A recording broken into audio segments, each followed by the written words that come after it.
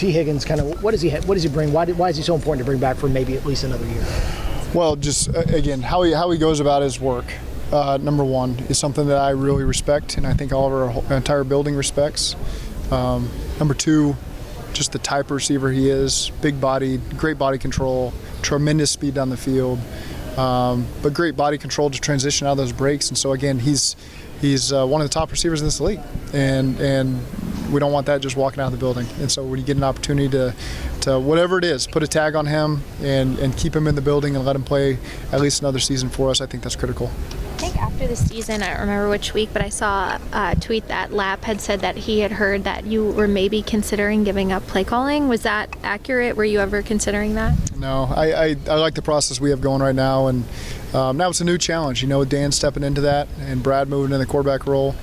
It's going to be good. It's going to challenge us. It's going to be a little bit different, but those guys are prepared, and specifically Dan. Dan's been ready for this for a long time now, and really turned down a lot of interviews last year to stay here, not knowing if Brian would still be in the building or not, and then had a lot of opportunities this year, and so we were able. The timing really was perfect that Brian got the first job available before Dan could go get in the airplane and go some of these spots, and so we're fortunate. I can't wait to see what he can bring to the table for us.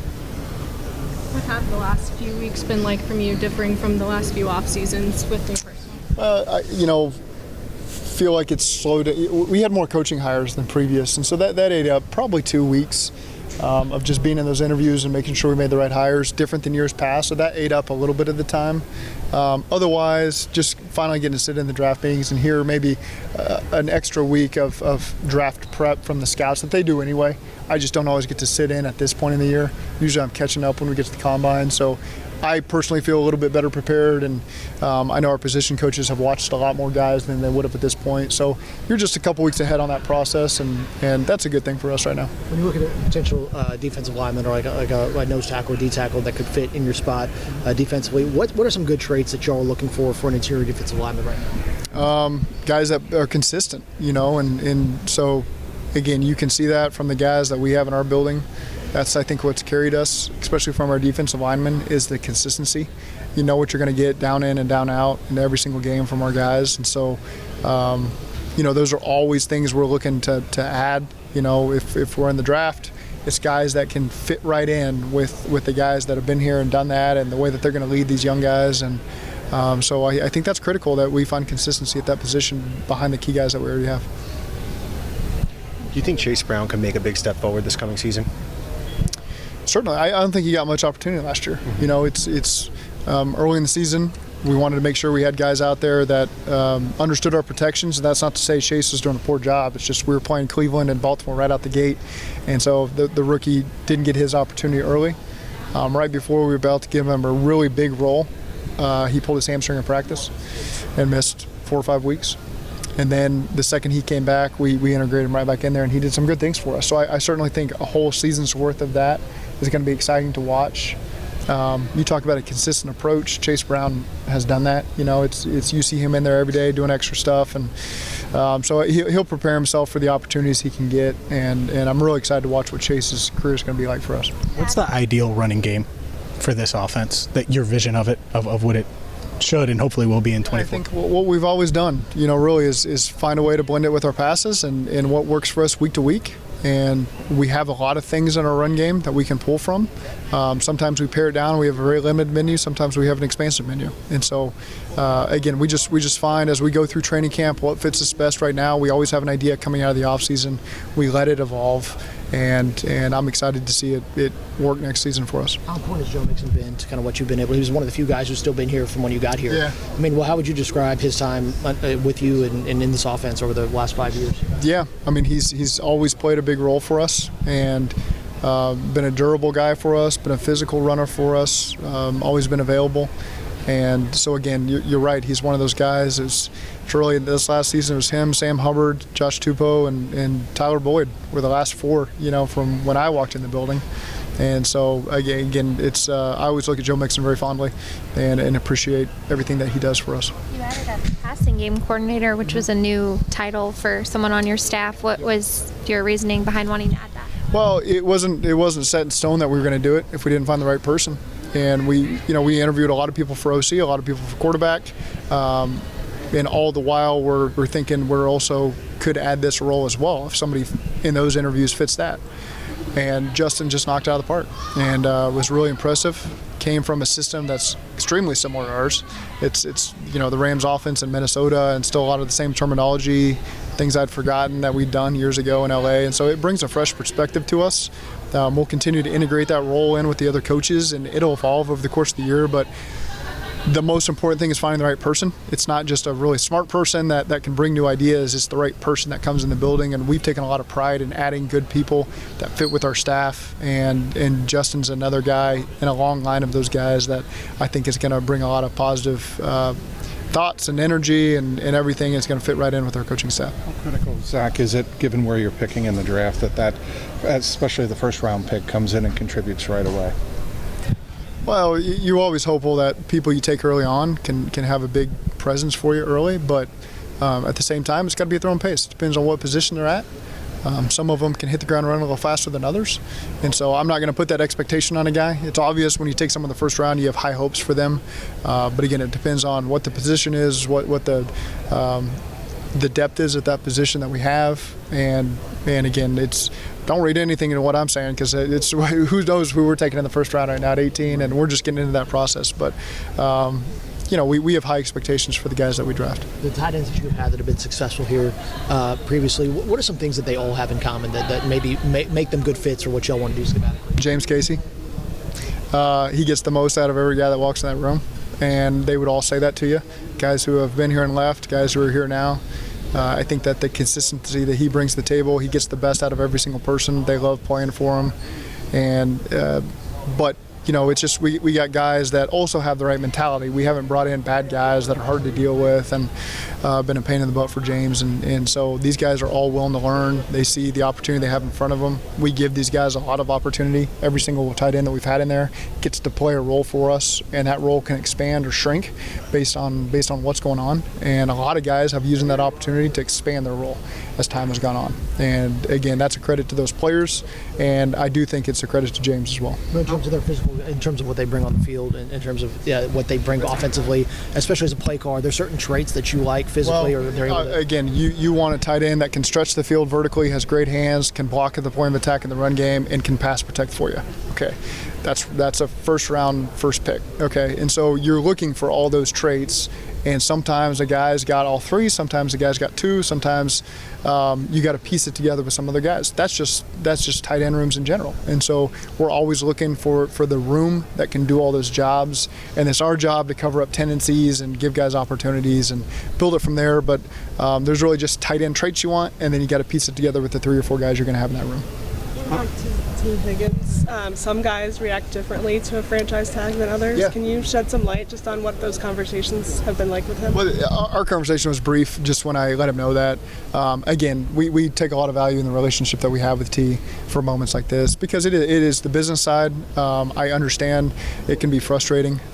T has not given me any of that, and so again, we're just excited to attack this offseason and see where it goes from there, but I expect huge things from T next year. He's going to be a big part of the success that we have. He knows that, we know that, and so I'm just excited to get to the season and see what he can do for us. Jamar said in an interview at Radio Row at the Super Bowl, he was asked about moving into the slot more, and he said that was some place that he didn't feel like he had really ventured into a lot. Do you, with Tyler Boyd maybe not being back next year, do you envision moving Jamar more into the slot? I think we're always looking for the best way to use Jamar, and whether that's outside on the left, the right, the slot, number 2 in the slot, 3 in the slot, backfield.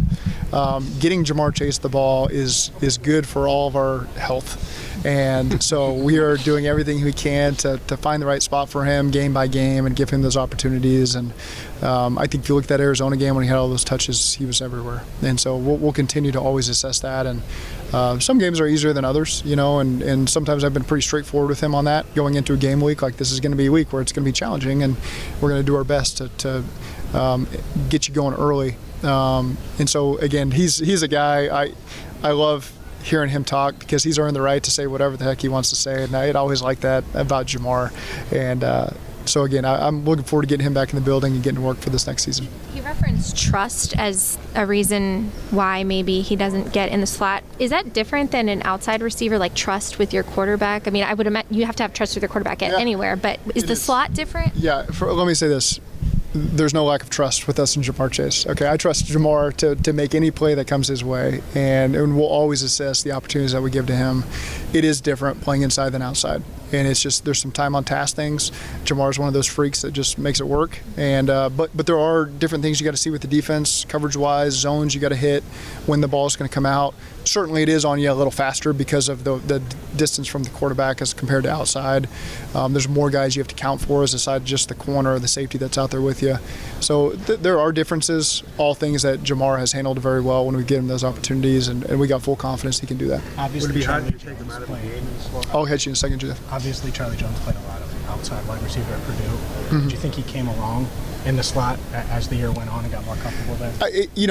He didn't get a ton of opportunity because of just the roles. A lot of different guys played for us, and Trenton Irwin has earned our trust as well. And so I think that Charlie has continued to improve. I'm really excited to see Charlie in year 2. He's got 1 year of the system under his belt. He gets a chance to really look at it all offseason. Gave him things to really focus on this offseason so that when he comes back in May, he's ready to roll and play to his full speed. And so, again, I think the sky's the limit for Charlie. He's got great speed, great quickness. I'm excited to watch him have a great 2024. Rob, you guys reevaluating Dax, where he might best fit you in the secondary, kind of reevaluating? I think that's something that we do with all of our players defensively, is how do we put him in the best position possible. Dax is a guy that when we drafted, he's got a unique skill set, and that he played a lot of nickel, he's played corner, we project him as a safety as well for us. And so again, we'll continue to assess all those roles as we go through the offseason. Just one thing on Jamar, would it be harder to take him out of the game in the slot? I mean, harder to take a guy out of the game in the slot philosophically? Sure, you can say. I mean, if people are going to double you, they're going to double you, no matter where you are. And they've got their rules they follow, and certainly teams we played have their rules against us that they follow. The thing about when you are playing outside and it's single safety, he's got to cheat further to you, and when you have T. Higgins on the other side, that's a price you got to pay sometimes when you're willing to do that. So there's give and take on our side and on their side on the decisions that are made there. Obviously, it's a deep offensive tackle class, at least at the top of the draft. What are you looking for out of these guys, out of this class this week to learn from them? Just get to know them. The guys that we get to interview, just learn a little bit more about them, just like any position. I don't think me personally, I don't look at one position different than the other that you're trying to gain this week. We're just trying to gather all the information. This is an information gathering week for everybody. And then we'll drill down. Duke does a great job. He's always got his plan that we follow, that we feel like we're prepared on draft day. And that includes the pro days in March. That includes all the draft meetings we have in April. And then we always feel like we're ready to go on draft day. Is there measurables in some of the guys that you looked at or liked in previous drafts, or guys you liked in free agency that on the offensive line that you've seen that are maybe have in common, or there's certain traits that they have physically that make them good, tough physical players, man. I mean, everybody could draw up the ideal offensive lineman, I think, with the length and the size and all that stuff. But at the same time, we want guys that fit into our room and fit into our system. And so again, we'll continue to make those decisions as we get closer to the draft. Is there a minimum length requirement you guys need, especially at tackle? Those are things we talk about internally, but I certainly would never say it publicly. And then all of a sudden you take one that's outside that requirement, and now you put your foot in your mouth. Apologize in advance for the amount of times me and probably all of us will ask you, but can you just give us an update on Joe's wrist, his progress in his rehab, and do you anticipate him being able to throw it all in the offseason? Everything has been positive. Everything has been positive. Everything has been on schedule. I think what I said up there on the podium was 6 years as a head coach, I've learned to not put timelines on these injuries. So we're certainly encouraged. Everything has been positive. He's right on course and excited to get closer to the offseason. So we have a better sense of exactly all the involvement that he's going to have day one of the offseason. But he's done everything we've asked him to do post-surgery, and he's doing everything he can to prepare himself for the offseason program. Any reaction to seeing him dap up LeBron James and Jamar Chase? No, I saw the video. No, I don't have much reaction other than good for them. What a life. They've earned it. Zach, during all these interviews, do you stay neutral, or is there a point where you are talking to a guy face-to-face and then you're like, okay, this guy would fit within our locker room, within our system? Yeah, we're all in a room, and so usually we let the scouts direct that and the position coach direct that, but you get 15 minutes and you try to get all the questions in you can. Do you think Joe could throw the first day of training camp, or is that a timeline question? That sounds like a timeline question to me. So you're not going down the many weeks road. Yeah, I again? nailed that one, by the way. That was great. How have you seen him? You've got to be around him for so long now. You're going into, I think it's going to be his 5th season. What's the biggest way you've seen Joe grow, maybe off the field, in the time that you've got to know him? Well, man, he's just been the same, and really, I think he has a process that works for him, that's always worked for him.